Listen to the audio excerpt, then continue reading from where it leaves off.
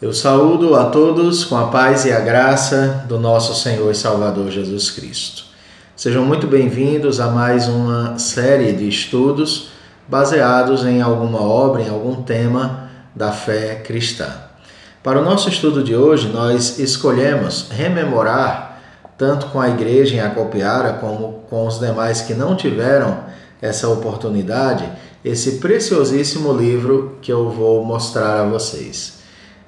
Talvez você esteja vendo a imagem do nome aqui invertido, porque os vídeos estão sendo gravados com a câmera frontal do nosso celular, mas o título desse livro é Pecados Intocáveis e ele foi escrito por Jerry Bridges.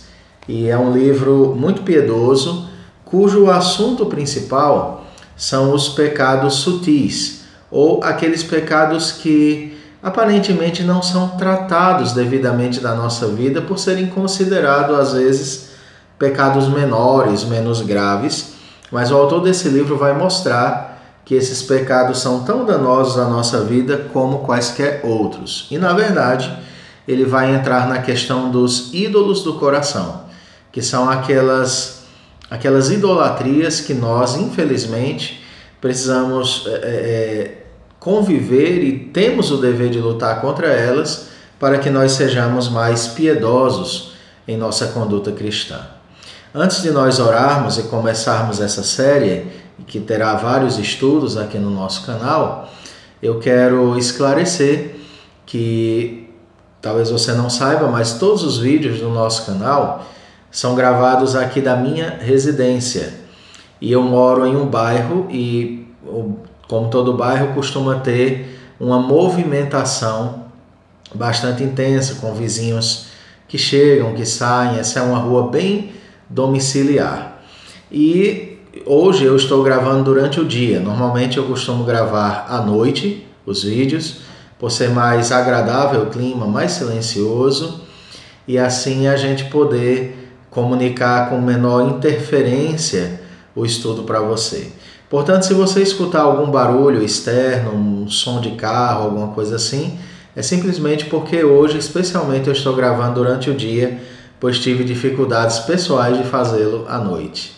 Então é apenas trazendo esse esclarecimento para que você compreenda se porventura você ouvir algum som aqui que você não está acostumado a ouvir nos nossos vídeos. O tema do nosso estudo inicial é Santos Comuns. Nós vamos orar e pedir a direção de Deus para esse estudo. Querido Pai, eu quero agradecer porque no ano de 2015 o Senhor nos deu o privilégio de estudarmos esta obra em nossos cultos de doutrina aqui na Igreja Presbiteriana do Brasil, em Acopiara. E como foi tão enriquecedor para as nossas vidas, julguei por bem trazê-lo para os ouvintes do nosso canal. Peço ao Senhor que, da mesma maneira como o Senhor nos abençoou naquele período, volte a fazê-lo agora por essa instrução sábia que iremos ouvir e também, Senhor, alcance novos corações. Em nome de Jesus. Amém. Como mencionei, o assunto 1 do nosso estudo é Santos Comuns. E ele vai introduzir esse assunto nos lembrando de uma igreja bastante complicada, se é que podemos colocar dessa forma, do Novo Testamento, que foi a igreja de Corinto. E aí sabemos, queridos, que a igreja de Corinto era um exemplo típico de confusão moral e teológica. Eram crentes orgulhosos e rebeldes que toleravam a indecência, processavam uns aos outros, vangloriavam-se da liberdade em Cristo, exageravam na ceia do Senhor e estavam equivocados quanto aos dons espirituais e até mesmo acerca da ressurreição de Cristo. Aqui mesmo no nosso canal, nós tivemos uma série de sermões baseada no capítulo 15 da primeira carta aos Coríntios, e ali nós vimos a questão teológica, da ressurreição do Senhor, que foi um problema nessa igreja. Se você deseja saber disso, é só você vasculhar nos outros vídeos aqui do nosso canal, e algumas semanas atrás tem uma série de 6 mensagens no capítulo 15 dessa carta. Então aquela era uma igreja com sérios problemas espirituais. Mas o mais surpreendente, é aí o ponto que o autor quer destacar com esse estudo número 1, é como Paulo chama esses irmãos complicados em sua fé. E Paulo os chama de santos, apesar das dificuldades deles. Por exemplo, em 2 Coríntios, capítulo 1, verso 1, lemos assim: Paulo, apóstolo de Cristo Jesus, pela vontade de Deus, e o irmão Timóteo, a igreja de Deus que está em Corinto, e a todos os santos em toda a Acaia. Então ele saúda a igreja e todos os santos em toda a Acaia. E Paulo também se refere a eles como chamados para serem santos. Na primeira carta aos Coríntios, no capítulo 1, verso 2, Paulo diz assim: a igreja de Deus que está em Corinto, aos santificados em Cristo Jesus, chamados para ser santos, com todos os que, em todo lugar, invocam o nome de nosso Senhor Jesus Cristo, Senhor deles e nossos. Paulo saúda aqueles cristãos chamando-os de santos. Na verdade, em suas cartas, costumeiramente, o apóstolo se dirige às igrejas chamando seus membros de santos. Se você ler Romanos 1,7, você verá isso. Escute. A todos os amados de Deus que estais em Roma, chamados para serdes santos, graça a vós outros e paz da parte de Deus nosso Pai e do Senhor Jesus Cristo. Paulo chama os irmãos de Roma de santos. Na mesma carta aos Romanos, capítulo 16, verso 15, Paulo escreveu: saudai Filólogo, Júlia, Nereu e sua irmã, Olimpas e todos os santos que se reúnem com eles. Então, você percebe que Paulo está tratando as pessoas que estão reunidas ali como santas. Em Efésios 1, verso 1, segue outro exemplo dessa saudação. Paulo, apóstolo de Cristo Jesus, por vontade de Deus, aos santos que vivem em Éfeso e fiéis em Cristo Jesus.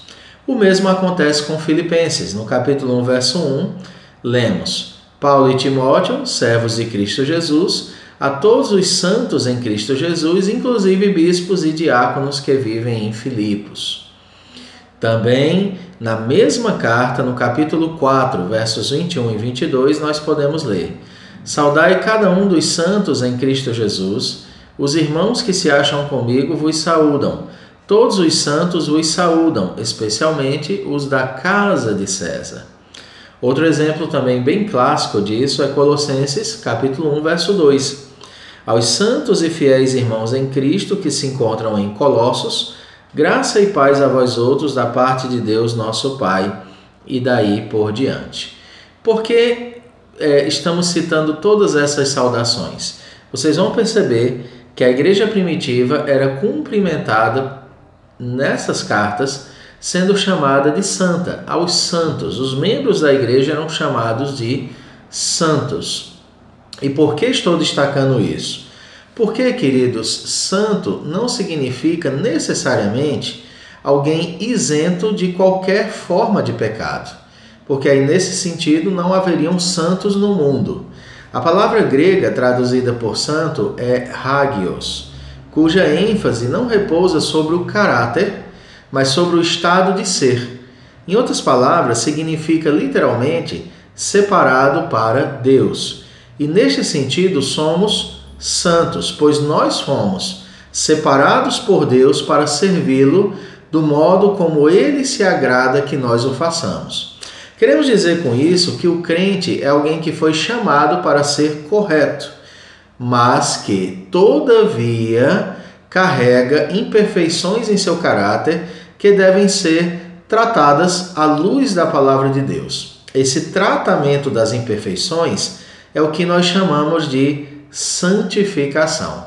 Nós, por um lado, somos santos, porque Deus nos separou para servi-lo. Mas, por outro lado, ainda somos pecadores, porque há áreas na nossa vida que têm que ser tratadas. E seremos pecadores até o nosso último suspiro de vida, quando finalmente seremos aperfeiçoados plenamente de nossas imperfeições. E aí, para você entender melhor essa questão de santificação, eu quero corroborar aqui, trazendo o capítulo da Confissão de Fé de Westminster, que trata acerca da santificação, para que você possa ter uma visão geral desse tema. E aí ela é muito esclarecedora. A Confissão de Fé é um dos símbolos de fé da Igreja Presbiteriana do Brasil. Se você é presbiteriano e ainda não leu, não perca tempo, consiga, adquira, leia, porque ali tem muita instrução do Senhor para a nossa vida. A nossa base de fé é a Escritura, mas a Confissão de Fé, ela extrai da Escritura várias doutrinas que são fundamentais para o nosso viver piedoso. Então, vale a pena demais você ler a Confissão de Fé, subscrever os seus símbolos, porque até é uma prerrogativa para ser um bom presbiteriano que você conheça os símbolos de fé da nossa igreja. Então, no capítulo que trata sobre a santificação, no artigo 1º, diz assim: os que são eficazmente chamados e regenerados, tendo criado em si um novo coração e um novo espírito, são além disso santificados real e pessoalmente, pela virtude da morte e ressurreição de Cristo pela sua palavra e pelo seu Espírito que neles habita.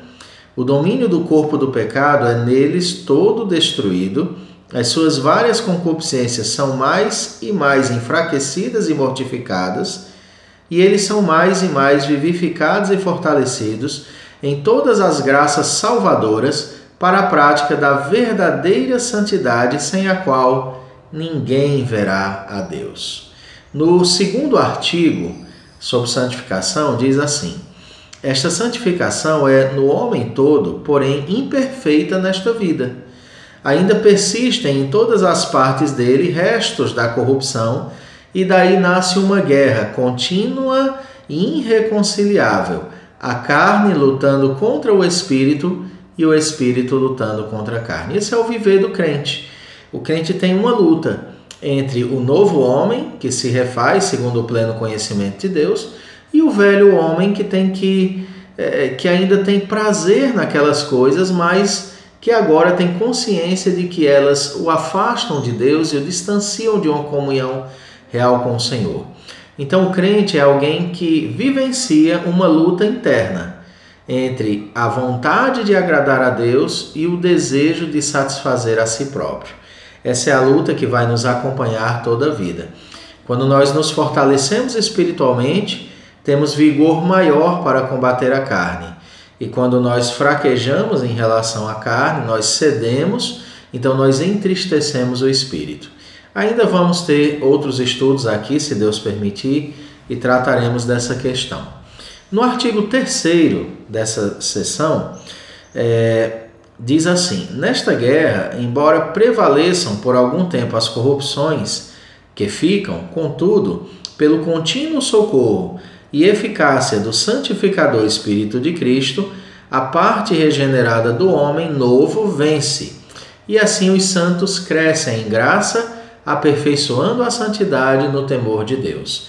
Santificação, portanto, é um processo no qual nós estamos combatendo os velhos erros que dominaram a nossa vida, lutando para não abraçarmos novos erros e procurando viver para o agrado do Senhor. Essa é a disposição que deve ocupar o coração de todo crente sincero e verdadeiro.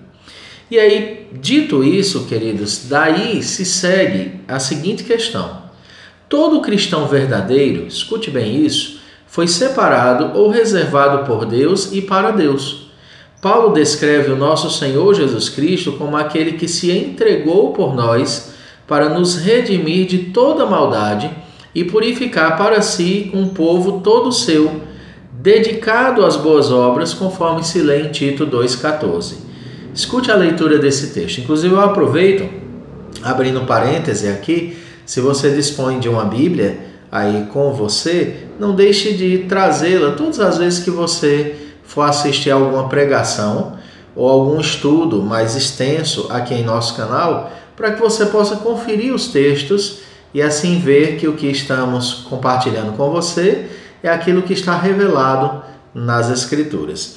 Então, em Tito, capítulo 2, verso 14, diz assim: o qual a si mesmo se deu por nós, a fim de remir-nos de toda iniquidade e purificar para si mesmo um povo exclusivamente seu, zeloso de boas obras.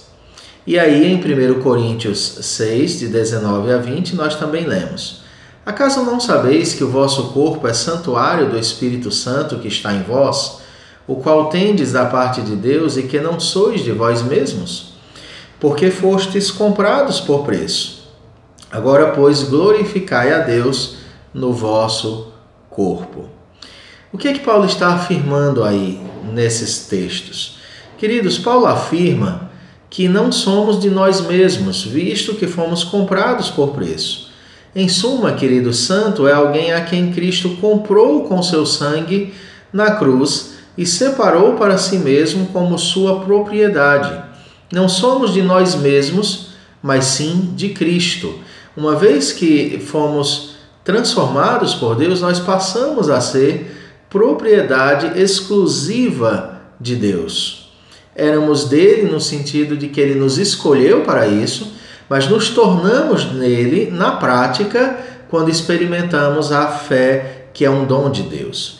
Em outras palavras, o que eu quero dizer é que cada cristão é santo, visto que foi separado por Deus e para Deus, a fim de ser transformado à imagem de seu Filho, Jesus Cristo. Nesse sentido, queridos, todo cristão é santo. Uma pessoa que foi separada de um modo errado de viver e reservada para Deus a fim de glorificá-lo cada vez mais à medida que sua vida é transformada. E um dos aspectos de nossa vocação é que fomos chamados do errado para o certo. Na Bíblia, ser santo é descrito como sair das trevas para a luz. Atos 26, 18 diz, e nós lemos: para lhes abrires os olhos e os converteres das trevas para a luz e da potestade de Satanás para Deus, a fim de que recebam eles remissão de pecados e herança entre os que são santificados pela fé em mim. Também é descrito, queridos, como tendo sido libertos do domínio das trevas e transportados para o reino do Filho do seu amor.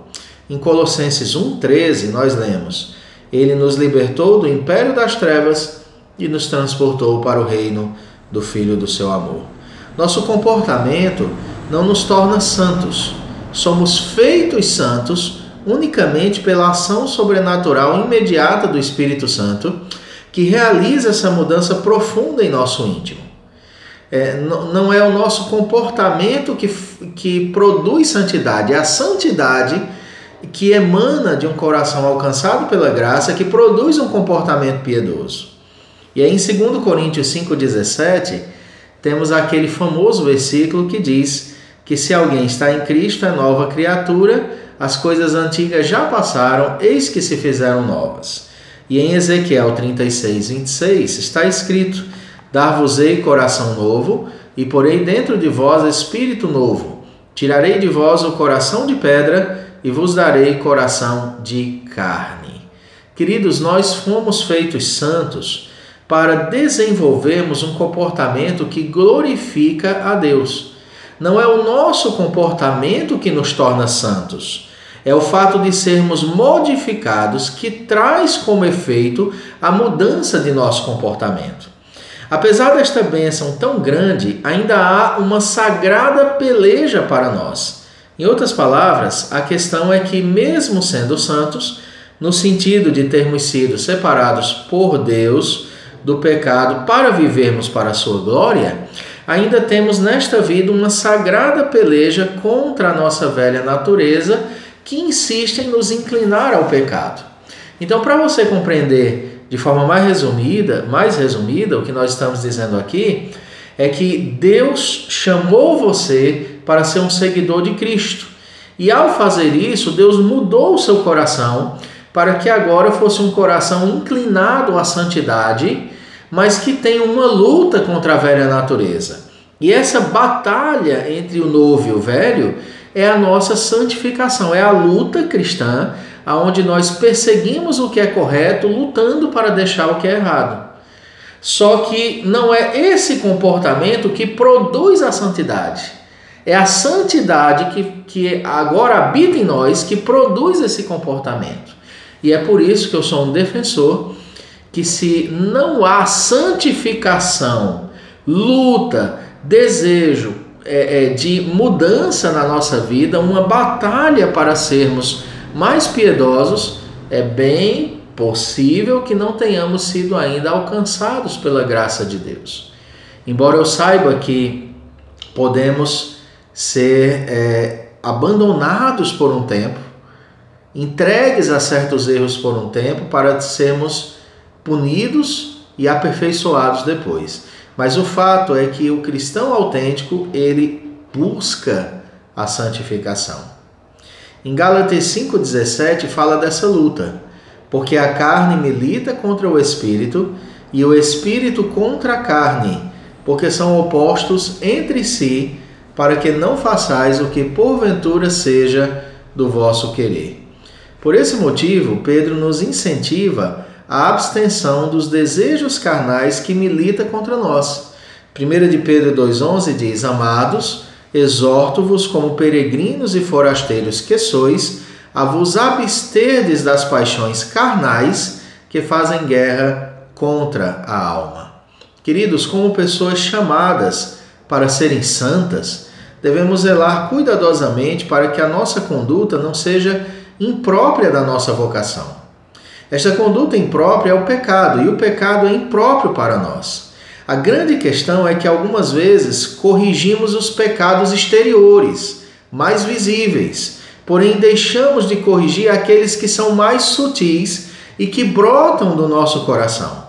Quero dizer com isso que nós nos empenhamos muito em podar a nossa aparência e deixamos de ter um zelo ainda maior com aquela velha natureza enraizada, da qual brota nossos mais vis comportamentos. Nesse nosso estudo, nós iremos focar exatamente isso, que nós chamamos de ídolos do coração. E aí, esse estudo de hoje é um estudo introdutório, é claro. Nós vamos entrar em vários ídolos do coração, mas é necessário que você tenha esse apanhado geral para que ao longo do nosso estudo você possa desejar ser um cristão melhor. Se você perseverar nessa série de estudo, você estará demonstrando assim: olha, eu quero lutar mais contra a minha velha natureza e agradar a Deus com o meu comportamento. E aí eu quero encerrar esse estudo introdutório hoje dizendo, usando as palavras do Senhor Jesus, para que você entenda de onde vem toda a maldade da nossa vida. Em Mateus 15, 19 e 20 diz: Porque do coração procedem maus desígnios, homicídios, adultérios, prostituição, furtos, falsos testemunhos, blasfêmias, são estas as coisas que contaminam o homem, mas comer sem lavar as mãos não o contamina. Querido, fomos chamados para a santidade e, portanto, devemos lutar contra os pecados.